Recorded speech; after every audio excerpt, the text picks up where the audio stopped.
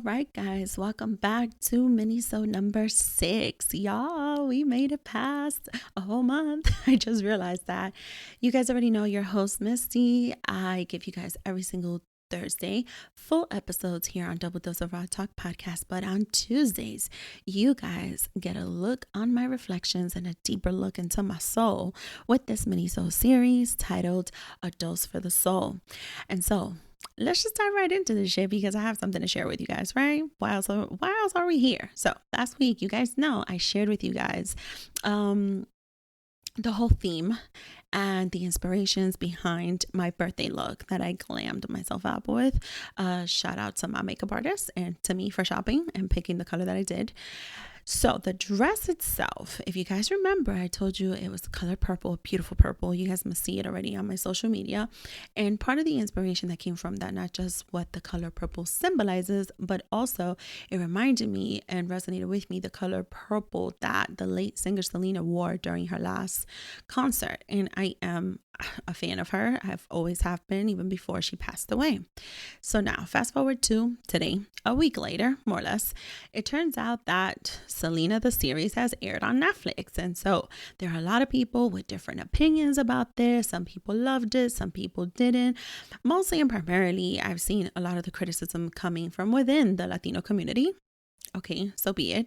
Very transparently and very raw here. I have my own opinions about it, and maybe at a later time I will shine some light on it. But we're back to this topic here because one of the things that really resonated with me when it came to that series, because I did watch it, part 1, the whole thing, hence my sentiments and feelings about it.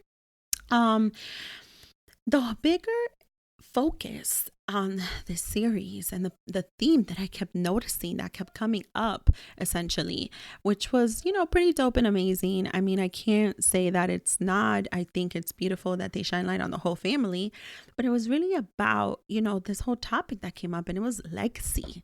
And I started thinking about this whole thing with legacy, right? And I started thinking, we idolize so many artists so much, actors, actresses, artists, and not just like any type of artist. I mean, artists in like every single area of artistry, but also like, musicians, singers, that type of artists. Like we idolize so many of them. Here we are. I could give you a whole list of all sorts of artists that I am absolutely in love with. Yeah. Okay. So be it. And we think of their legacy, right? The legacy that they are creating while they're still here. And some of them who have unfortunately passed away or have very much so unfortunately been tragically killed, the legacy they left behind. And we're not just focusing on Selena here, right? Let's just give a few examples. For example, one of the artists that absolutely left an enormous and most beautiful legacy was the late singer Aaliyah, who very much so died tragically. And just this year in 2020, another, not so much an artist, an athlete, Kobe, and the legacy he created here while he was on earth alive, and the legacy he left behind, right? And so when we think of legacy, right, I started thinking to myself, is it just about famous people? Is it just about, people who are in the public eye? And then it occurred to me, bitch, you are now like a public person. Like, I'm not gonna say I'm a public figure necessarily, but some people publicly already know about you, right? Because here I am, I'm a podcaster. I'm in an industry of creatives, if we can name it that. Yeah, we pretty much can. Okay. Most of you will agree with me. And being now on this public space, right, where people who have never met me are tuning in and listening to my episodes, right? It made me think, well, damn shit. Like, what is your legacy? Like, have you been creating a legacy? Have you been building this? Have you been living up to what you believe it is your legacy? And if the day of tomorrow you're no longer here, what is left behind? And so I got very curious with it and I started thinking about it. And one of the things that really took me into a very, motivational space, if you could say, or inspiring space, or even a warm space, was I realized, oh shit, it's the month of December. December is the month where we do honor and celebrate the life of my grandparents. My grandmother passed away on December 3rd. And my grandfather passed away essentially on New Year's Eve, but it's, government wise in my country of Ecuador, it's documented, I believe, as January 2nd.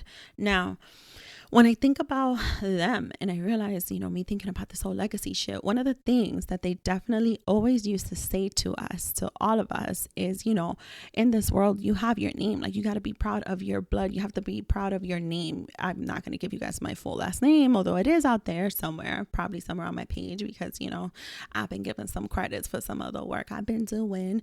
And like, they always used to emphasize on us, like, you have your name. You have to build the respect around your name, the foundation around your name of who you are. Don't ever let no one say anything negative about you.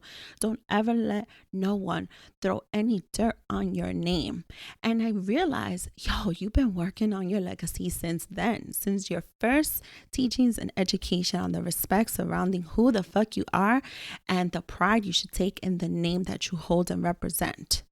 Because when you think about it, if there's anything that you don't take with you once you leave this earth, cool. But one thing that you do take with you is your name. I mean, not to get all morbid and shit, but hello, people go visit you and find you wherever the fuck you are based on your name. That is what you take with you. That is the representation of you, of your life, your legacy. And so thinking about, where I am today now and how I've grown and everything that I can attach to who Daisy is, who Miss D is now, everything that I am able to do, my abilities, my skills, my creativeness now, being on a public space where people actually tune in and listen and say, oh shit, I like what the fuck she said, or not. I mean, listen, we're keeping it raw and we're very open to all sorts of feedback. It's fucking dope as shit. And I'm very proud of myself. And I started researching and started looking this up. Like, what, I know what a legacy is. Like, you think about these artists, you think of Selena, you think of Ali, you think of Kobe, God rest all their souls. And I was like, what is like the real meaning to legacy? Like what is it? What can I use to define it and understand it, right? Like, what can I do? And so this is what I found. Your personal legacy statement is your declaration of how you like to live your life and impact others from an ethical standpoint. It's different from goals, which are about your achievements. So my legacy is actually like how I'm declaring that I want to live my life and stick to it, and what my purpose is when I'm impacting others, be it from an ethical standpoint or not, because y'all know sometimes I get a little filthy mouth over here, okay? But that's the part in that definition, the entire definition essentially, that just really stuck to me, and it made perfect fucking sense. It made sense. Like, I realized that my teachings, my upbringing, with certain things that from the beginning of my grandparents instilling shit in me about, like, you live up to your name, you take pride in your fucking name. That's where the declaration started.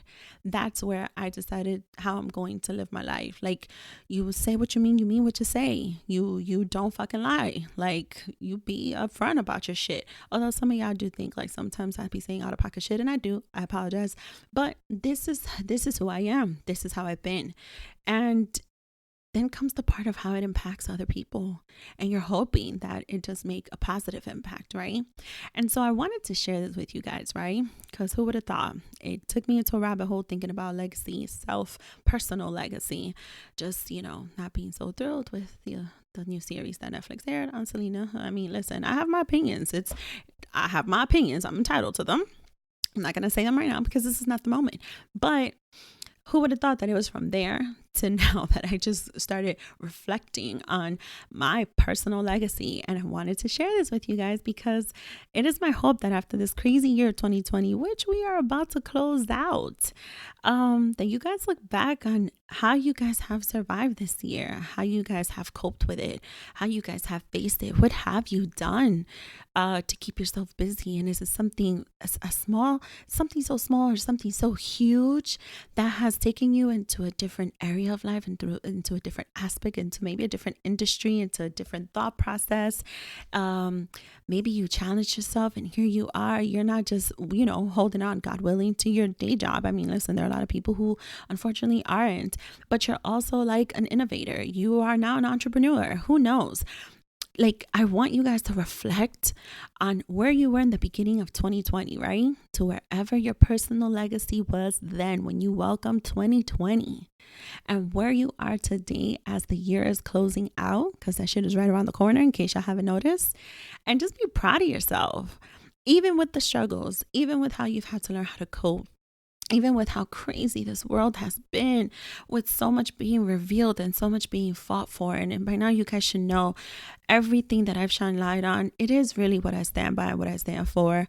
It's things that I believe in so strongly that I think are important for some people to listen to hear about, for me to not only share from my ends, but also from my guests.